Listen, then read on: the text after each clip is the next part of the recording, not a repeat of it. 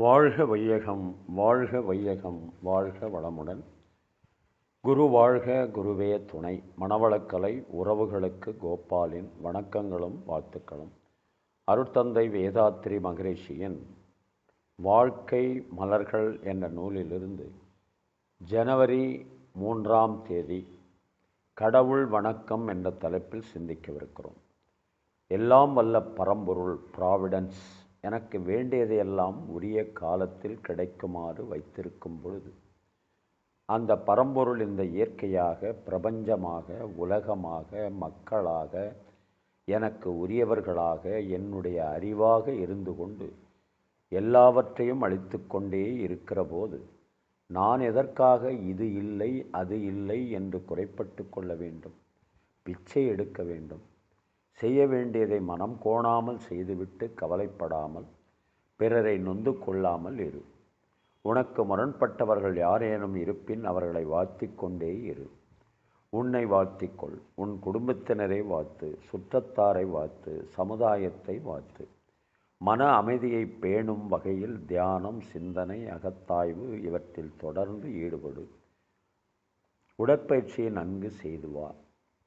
ஒட்டுமொத்தமான வாழ்க்கை பயிற்சியை இவ்வாறு தொடர்ந்து கை கொண்டால் வேறு எந்த ஞானமும் வேண்டாம், இன்னும் ஒரு கடவுளும் வேண்டாம்.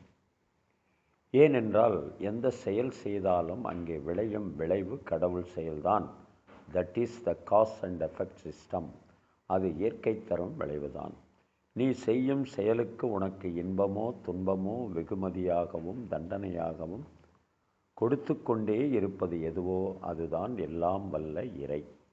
ஆகவே அந்த இறைவனை உன்னுடைய செயலின் விளைவாக காலையில் இருந்து மாலையில் வரையில் பார்த்து மதிப்பு கொடுத்து வா. அதுவே கடவுள் வணக்கம். அதை விட்டு தனியாக ஒரு கடவுளை தேட வேண்டாம். அருட்தந்தை அவர்கள் அதை அருமையான ஒரு பாடலின் மூலமாக உணரலாம்.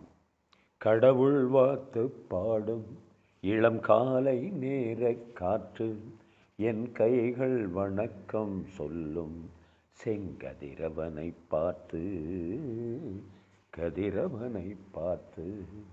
தாயின் வடிவில் வந்து என் தெய்வம் கண்ணில் தெரியும், அவள் தாழ் பணிந்து எழுந்தாள், நம் செயலில் நேர்மை விளங்கும்.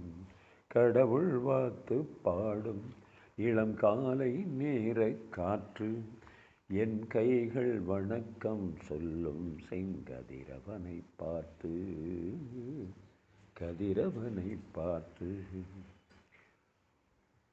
ஊருக்காக உழைக்கும் கைகள் உயர்ந்திட வேண்டாமோ?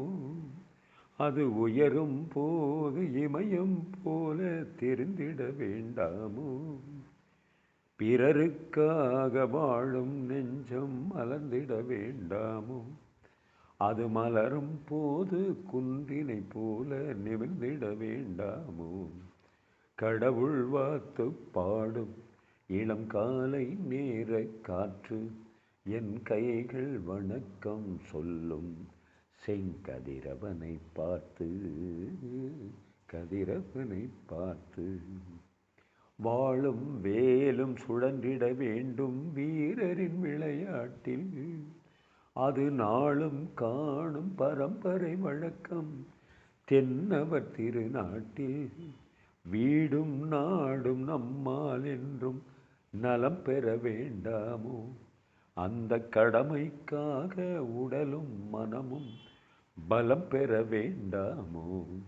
கடவுள் வாழ்த்து பாடும் இளம் காலை நேர காற்று, என் கைகள் வணக்கம் சொல்லும் செங்கதிரவனை பார்த்து, கதிரவனை பார்த்து.